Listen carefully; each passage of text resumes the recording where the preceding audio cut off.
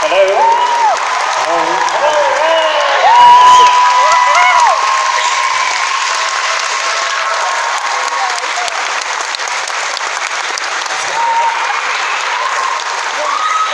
I feel like I'm giving a talk. I should say something really important. Instead, I'm just going to take this off. We don't like to sit down when we talk. I'm going to break it now. James, I didn't want to break it. There we go. Right. You'll be learning Oliver does all the talking and I kind of just nod. It's not our choice either, he just takes over.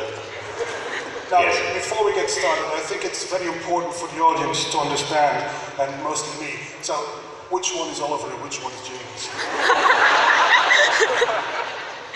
I be James. And I'm James. No. So we're back in Belgium again. We were lucky enough to be here last year for the opening of the Harry Potter the exhibition, which was in Brussels. If anyone went to that, did anyone go to that? So you all know what we're talking about. So when the guys here at Fhelps asked us if we wanted to come back to Belgium, we've never been to Ghent before. We thought, yeah, let's do it. So we're really pleased to be here in front of all you happy faces today.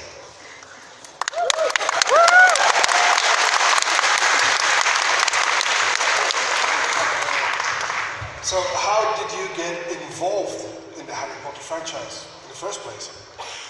It's a good place to start.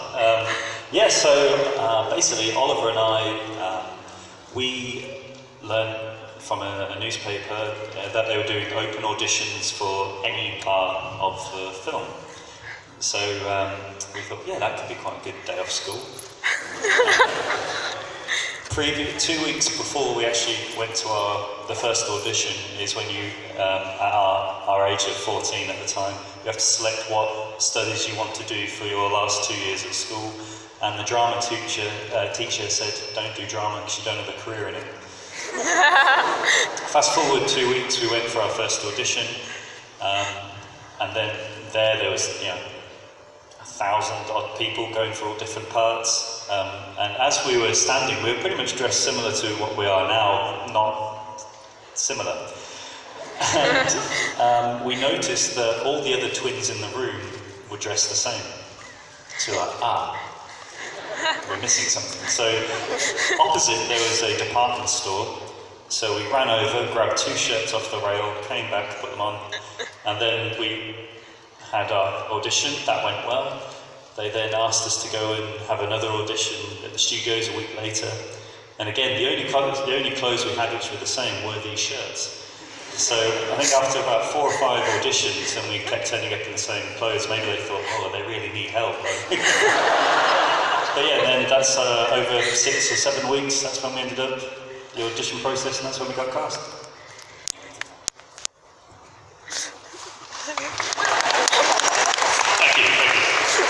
Hi, my name's Rebecca, and firstly I wanted to say that you guys are really amazing. And I was wondering, since you were the funny guys in the movies, did you ever prank anyone on set, or did you get pranked by anyone else on set? Dramatic stuff. Yeah, we did a couple of pranks in our time, but mainly because you could get away with them playing Fred and George, because we could literally say we're method actors, we need to be in the part. And we did a couple. Can you think of one off the top of your head, which we can say? Yeah, how many people are under 18 in here? Because we probably shouldn't say some of them. I think there was quite a few, as James said. We were able to, I'm trying to think off the top of my head. Oh, suspense building up. There was one with, we were in someone's dressing room or in a trailer when we were on location, and everyone's TV remote or TV is exactly the same in everyone's trailer. So the remote control works. It's a bit of an old gag, but kind of was just sitting watching TV with this one person, and every time they moved forward, we'd up the volume. They'd lean back, we'd change it. If they moved around, the channel would change. And we kept this going for about, an hour and a half or so. And the disappointment on this person's face when they found out we were just ribbing them was quite a lot. Feel free to use that gag if you do get a chance. It's a good one.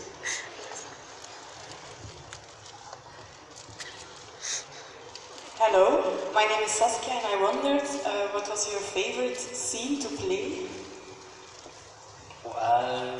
Probably my favourite scene was, I'd say the Yule Ball scene in the fourth movie, in the Goblets of Fire, because that was about a 2-week shoot for that whole entire sequence. But for about a month before that, we had to learn how to do ballroom dancing. So we had to learn how to do the waltz, something which I never would have thought I'd ever need to know.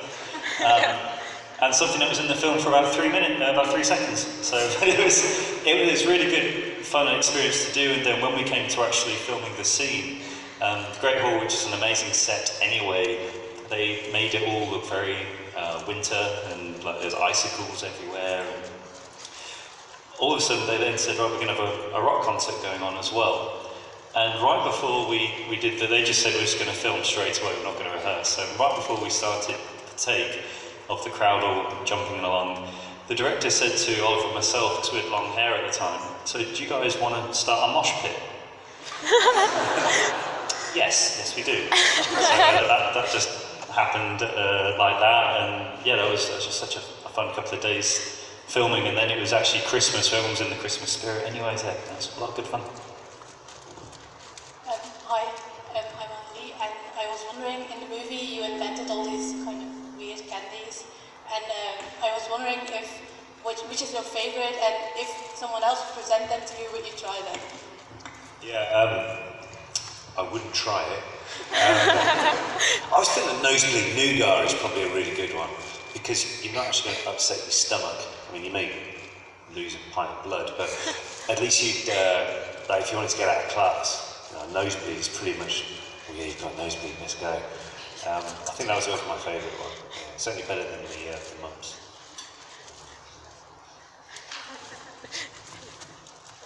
Hello. What is your favorite female character? Sorry, say that again? What is your favorite female character? What's your favorite female character? Female, vrouw. Crookshanks. What's your favourite character from Harry Potter? My favourite character would probably be Dobby.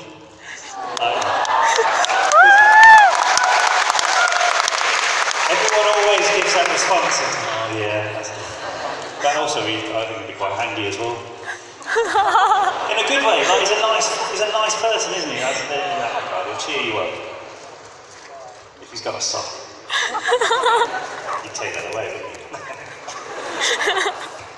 Hi guys, I was wondering what is your favorite song and band? Song and band. Oof. Probably One Day Remains by a band called Alterbridge. That's my favourite. Yeah. Yay! My favourite song would probably comes back to many years ago when we were here. We were actually in Belgium doing the press for one of I think it was the 6th movie, and we were in Brussels. And basically, what happens in the morning? You go around every different radio station, asking the same 3 questions, and then you go to the next one. And we went into this one studio, and they said it's one of the most listened to radio stations in Belgium. And at the end, they're going to ask you any song, and you can have any song you want. So I requested Master of Puppets by Metallica. But I actually said, can I have the full-length version? And the DJ didn't know. He was like, yeah, sure. And apparently they cut it off after 3 minutes. And they had so many complaints that they had to play it in full later. So I was like, that'll do. Hi, I'm Yasmina. I was just wondering, like in the movies, you can say this one 5 times. Babbling, bumbling band of baboons. You gotta say it quicker than that, though. I can't. I'm just gonna say that. What's the most strange things that a fan told you since the beginning of the Harry Potter films? I don't know about strange.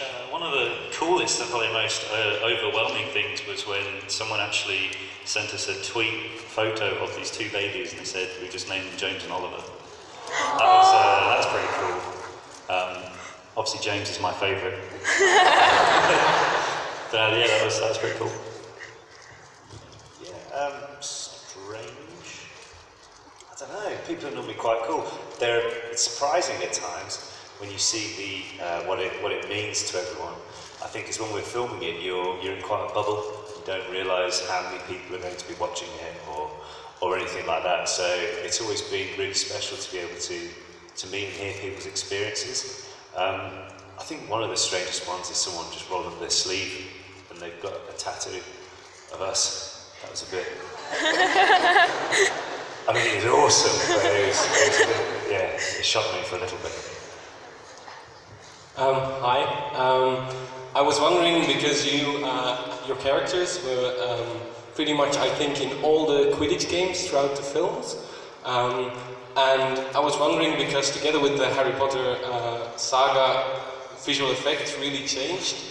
Did that change that process, or was that pretty similar from the first movie up to, I think, what's the last, I think the sixth movie as the last Quidditch game? Yeah, well, we filmed I think we did at least on broomsticks till the fifth movie. When in the fifth movie, that's when Fred and George throw the fireworks off and fly off. But yeah, so actually, yeah, that changed so dramatically from the first movie to all the way through, because the technology, they were inventing the technology for the films as we went. But it never got that comfy, sitting on a broomstick.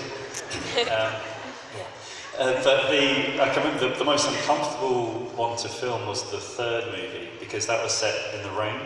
So right before you went to shoot, someone just came over with a bucket of water and just threw it on you, so you're soaking wet, and then you have to hit that I remember that we did one shot where one of us was flying one way and the other was flying the other, and we were high-fiving, but we had to get it to the centimetre up to do that, so it would map up. Like, just the amount of detail that goes into making it was really fantastic.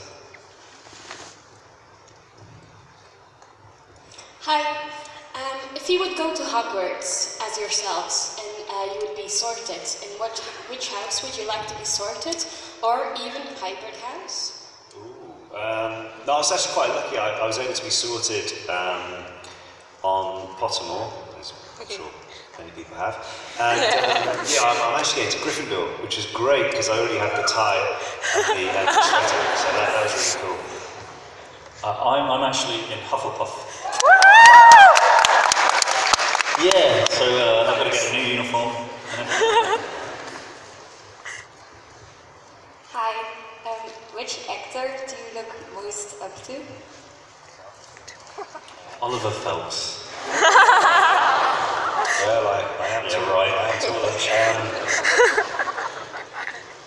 I don't know, probably to be honest, when we're filming, because we were surrounded by such greats, Michael Gambon was like, obviously he's amazing anyway, but a really cool guy, and if you ever just needed to bend his ear or anything to ask him a question, he'll be more than happy to talk to you, so probably Michael, I'd say. Hi, my name is Lola, and I was wondering who you think is the funniest member of Harry Potter off scene, so in real life. In real life?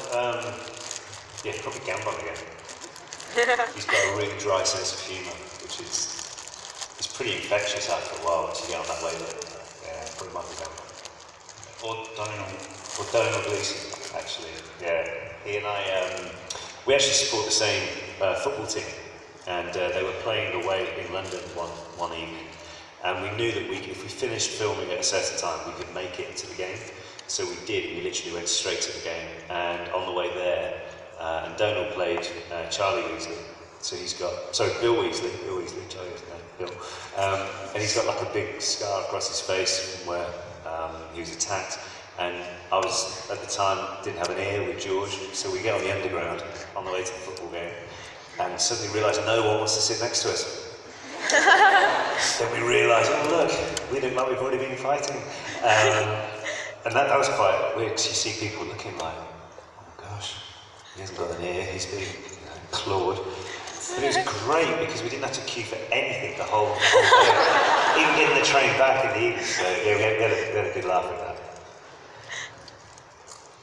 Hi, if you were a wizard, which spell would be your favorite? Oh, I stubbed my toe in the hotel room last night, so Lumos. You know, in a hotel, like, they never put the light in the same place, which you think would make sense, but yeah.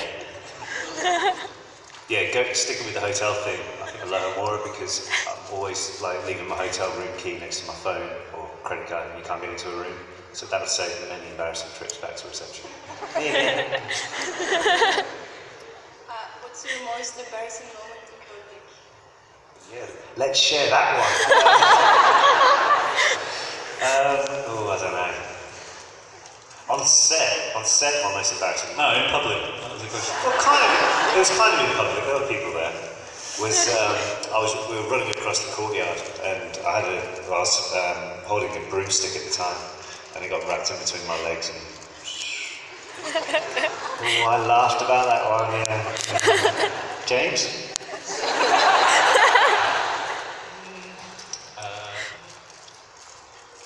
I don't know if I want to. No, I don't want to tell it. I'm perfect. I don't know. Hi. Were there ever stuff you borrowed from set? Yeah, we love borrowing stuff. There were some things I wanted to borrow on a much permanent basis, like the wands, but they had to go back. But I was able to borrow a bag from the Weasley's Wisdom Weasley's joke shop.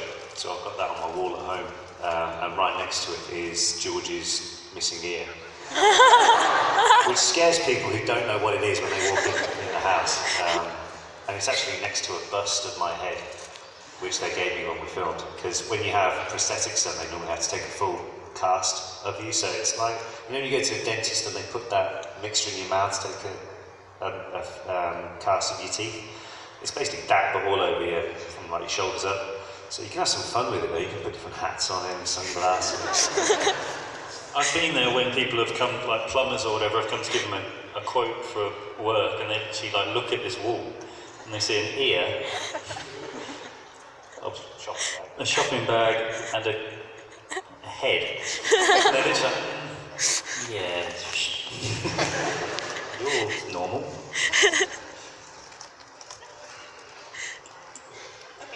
Hi, we all know Julie Walters played Molly Weasley as a mom on set, but did she also play a mom as a figure for you off set? I guess so, yeah. I think as a whole family, like the Weasleys, we were kind of like a gang, as it were, like not that kind of gang, like a fun gang, a ginger gang. We all just had real good fun, and I remember the first time we ever met Julie was when we were filming at King's Cross for the first time, and the green room for the actual shot was a train which was next to platform 9 and 10. So we were parked like on this train, also you just hear coming down the other side of the train, like, "Where's my boys? Where's my boys?" And then Julie turns up, and yeah, that was kind of how we met her, which was really cool. Hi, my Dutch teacheress is actually also part of a twin, and I wondered because... Part of a twin? Yeah, she's actually like a lady. Has a sister. She's also a twin. I wondered, since she has like issues with the fact that people kind of see her and her sister as like only twins and not like individual people. Did you guys actually have similar kind of problems, or don't you really care? I'm sure any twin will tell you, yeah, that happens. From anything, from these guys will share a hotel room. Yeah, it does happen, but you kind of see past it a bit. You kind of unfortunately get used to it after a while. But yeah, it does. I think nearly every set of twins have the same thought when people say that, and also when they say, "Hey, do you guys feel the same things as well?" Or can you read each other's thoughts? And normally when they say that, you think, I'm pretty sure you can think my thought right now. Or I say, I don't know, hit him and I'll tell you. Well, what was quite cool is that when we were filming, I think it was the third or fourth movie, they were asking us like in costumes and and we said, could we like slightly different costumes, so we're not identical all the time. And which kind of, they were like, yeah, that makes sense. So that's why on like the Weasleys, Wizarding Weezers, I said that right. The uniforms that they have, the ties are different, the shirts are different, or some of their like civilian clothes or non-uniform clothes, they're slightly different. That's kind of like a little nod to, although we're similar, we're still individual people. Are there any parts of the books that weren't included in the films which you wish they had? I'm sorry. Yeah, there were actually. The unfortunate thing is, I suppose, when you're turning a book into a film, is that quite a bit of it gets chopped out. So I think if they'd have put every bit of the first film in, it would have been like 7 hours long or something like that. So obviously, as the books got bigger, they had to chop bits and bobs out. Actually, one of the guys who came over earlier, Dan, he gave us a box which was like a little swamp, because in the books, actually my favourite part of the Goblet of Fire was the swamp whole thing with Fred and George, and I'd love to have been able to film that, but unfortunately that didn't make it in. But yeah, I always wish we could have done that. Hi, did you guys ever had a crush on Harry Potter set?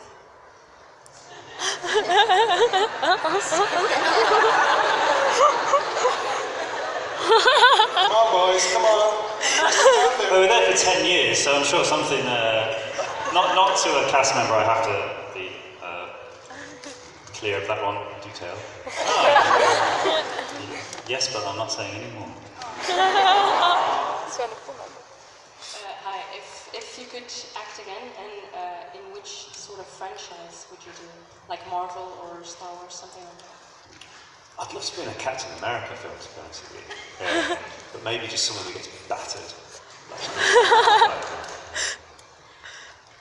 Why not? Because you always get that one guy who reckons he can take on Captain America. Yeah, I want to be that guy. Or Iron Man. No, but maybe you always get like a random like jobby who thinks, yeah, I can stop you. Why not me? Okay, then I want to be the other guy who's not Captain America, like he's Captain Britain. yeah. Yeah, that'll work. If you could decide the ending of the last movie, what would you change? I can think of one thing.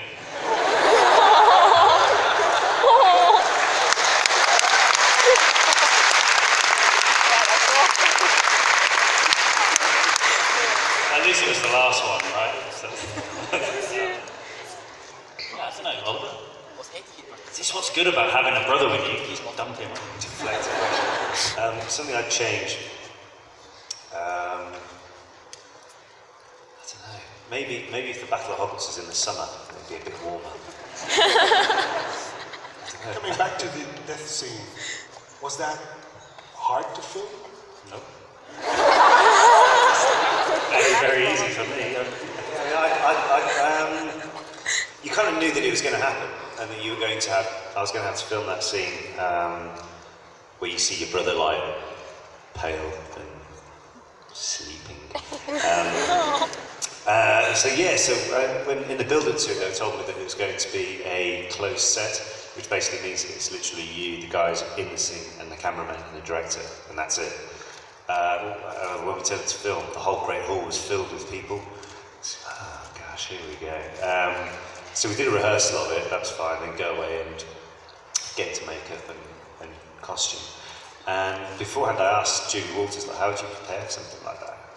And she said, get into that moment before you leave your trailer or your dressing room, and then just go straight on set, and just do it. And then talking to the director as well, he said, if you can relate it to when you've had a loss in your life like that, try and bring that up there, which, yeah, it's a bit, okay. So you already got this in you, you know, you're like, okay, so I turn on set, borderline crying already, and then a makeup artist comes over, smile, and with a tube of eucalyptus powder goes in my eye. So now I am crying. There's tears coming down and everything. And then we do 2 takes of that, and then right, off we go. Time for lunch. And we left James asleep on the stretcher. No, I'm sure working yet. I was so in character, I thought. But yeah, to go back to the question, it wasn't the best day, I've got to be honest. But it's quite funny, we see pictures online of, I don't know, there's a picture of the death scene, I'm crying or something like that, and there'll be this massive paragraph where it says, at the end of it, we hugged, told everyone how much we love each other, all this love. But it didn't really happen. I suppose that just shows that some people like to romanticise it a bit more than, yeah, we left him to sleep on the floor. Besides the death scene, what was the most hardest scene to film and what was the most fun scene to film?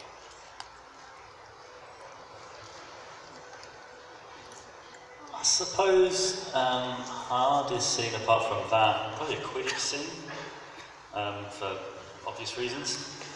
They weren't as fun as you may think, but then the flip side, some of the funniest scenes were like the Quidditch World Cup, when they actually built a whole campsite, like this thing was huge, and there was like fires being shot off, and it was just such a fun atmosphere. That was yeah. Well, and there's a part where it didn't actually make it into the final film actually on the Double the Fire, but we actually sang the house song or the school song.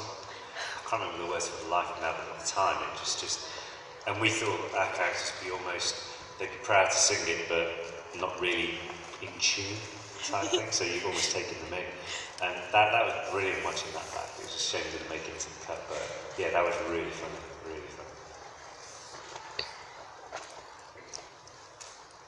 Hi, since 2005, Quidditch became a real game. Have you ever tried it? If yes, was it fun? If no, would you like to try it? And which position would you like to play? I haven't tried it, but I have seen it. And the reason I won't try it is because I saw it. Because when I did see it, I saw a guy get knocked flat cold, like out cold. We were in, it was in America, obviously. That's where they're throwing elbows and like this. This guy just like went down, and everyone carried on. And I was watching. I was like, "He could be dead." No, we don't stop. He could be dead. The next day, he actually came and saw us, and he had like a bit of a bump. And he was like, "Oh no, it's good fun. It's good fun. I'm the snitch next week." He's like, "So you're gonna try and jump on you next to me?" It was crazy. Does anyone here play? Couple? Yeah, it's good question. Hi. So I'm in film school myself, not to be an actor, but to work behind the scenes. And since you've worked with some different directors, I was wondering what a good trait a director should have to make you perform at your best. What helps you guys to get in the role?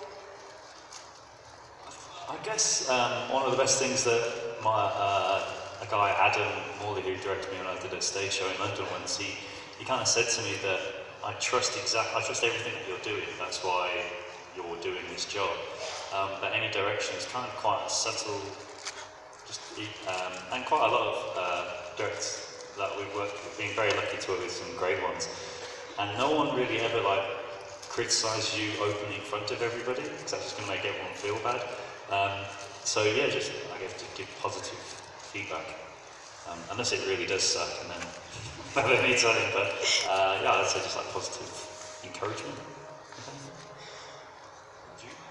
Yes. Hi, do you ever switch on set, and how long did it take someone to figure out? No, and never. No, we didn't actually. How boring is that? We swapped over actually once in a long shot rehearsal at the Great Hall when they were setting the camera up, and that was it. And then going back to these things you see online, apparently we got caught and they had to reshoot the whole film. We'd have just been fired. That would have been so much easier. But no, we never actually swapped characters, unfortunately, or probably fortunately, knowing what he would do. But we did. Well, I did. There was one of the crew members, and on the first movie, she asked how do we tell the difference, and I told her a certain way. And so 4 or 5 years later, on the 4th movie, this lady's now moved up the ranks, and she's pretty high up.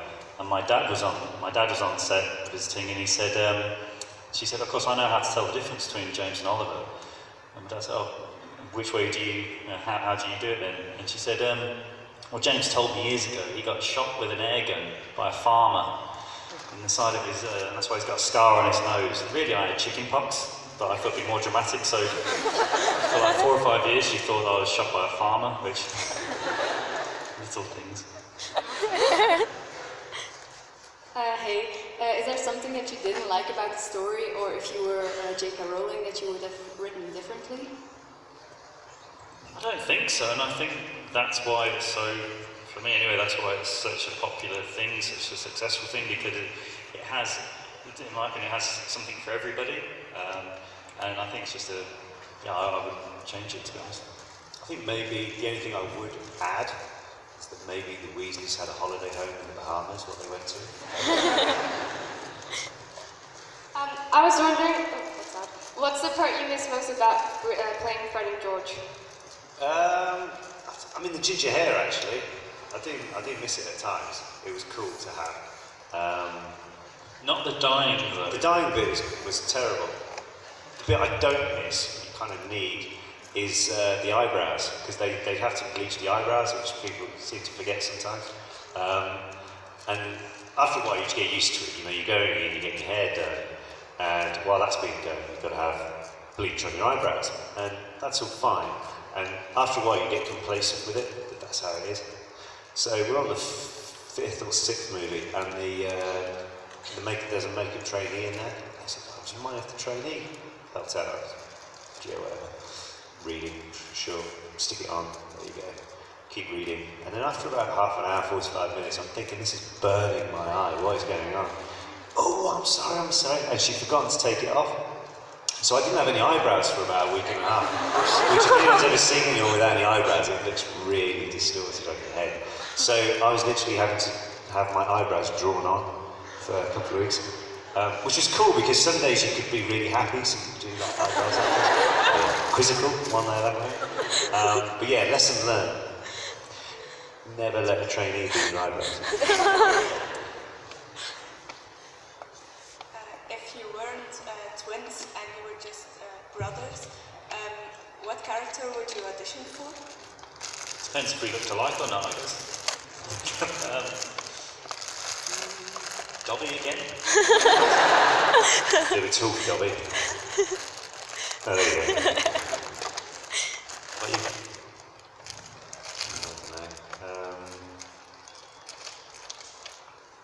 No idea.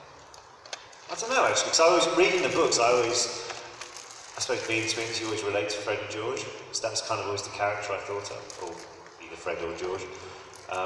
So yeah, there's no anyone I really wanted to be apart from them.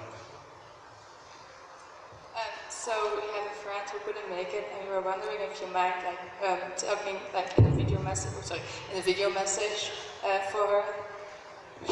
Hello. Hello, everyone that did make it. Yeah, everyone that did make it, make noise.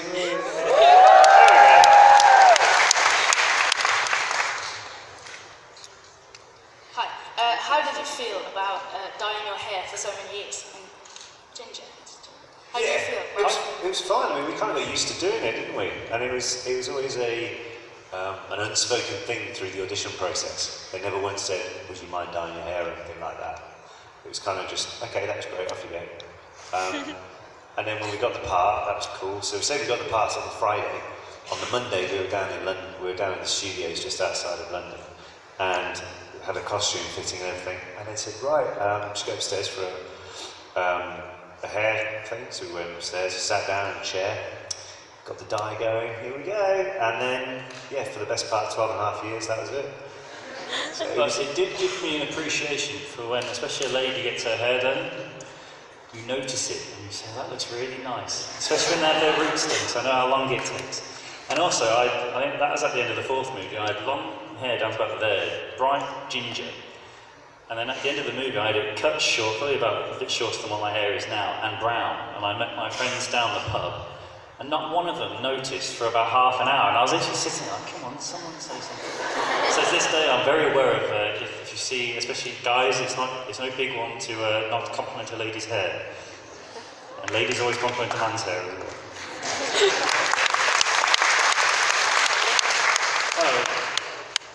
Thank you for coming to Belgium, and thank you for playing the part in the movie. But what's next? What are you going to do in the next 20 years? The next 20 minutes, to be honest with you. Yeah, we've been so lucky with our start in our careers, being able to be part of. Like, even if no one knows who we are, tackling, if you talk to a random person, so like if I'm on holiday, say, and get talking to somebody, and they say, "Oh, so what do you do?" I say, "I'm an actress," so, and it's always followed up by, "Oh, so anything I know?" So you say, "Well, have you ever seen Harry Potter?" "Oh, I know it, yeah, I know it." So there's always that level to it. And in the future, yeah, hopefully I keep on with acting and stuff. And we've been lucky to do a bit of presenting as well, which is quite fun. And also voiceover and radio stuff. We're talking with this new company about doing like a podcast as well, which should be good fun. So we'll keep everyone up to date with that. It's a really cool new concept of how to do it. So that's really exciting. And hopefully in 20 years' time, we'll be having the same conversation, and that's great. It's just been, we kind of just take every day as it comes, but unfortunately every day what comes our way is really cool and special. So, and you guys being here this weekend and welcoming us back to Belgium is awesome, you know. So thanks very much.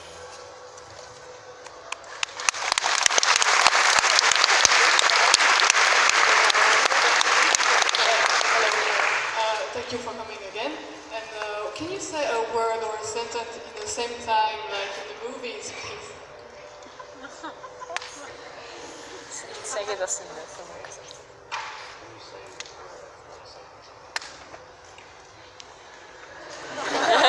Wicked.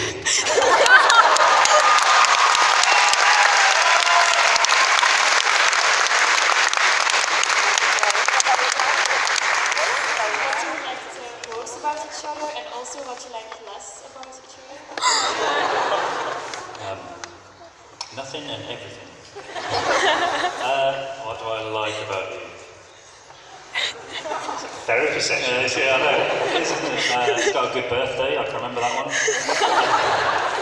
We're just, you know, we're brothers first and foremost. So we get on pretty well. I'm afraid that's all we have time for today. Are you? Sorry. But please come down and meet these guys, really. Do you have any parting words for this crowd? Yeah, first of all, I'd just like to say again, echo what Oliver said, thank you very much for coming to see us this weekend and coming to this thing right now. It's been very, very good fun to see you all. And yeah, Belgium's one of my favourite countries to visit. I said on Instagram yesterday that I was in Belgium twice last year and then ate my weight in chocolate and beer and all that stuff. What's going on? Oh, right. I thought you were trying to get rid of me very quickly. But yeah, it's been really good fun, and then when the guys here at Fax invited us, we jumped at it. So yeah, thank you very much, and we hope you have a great weekend. Yeah, thanks very much.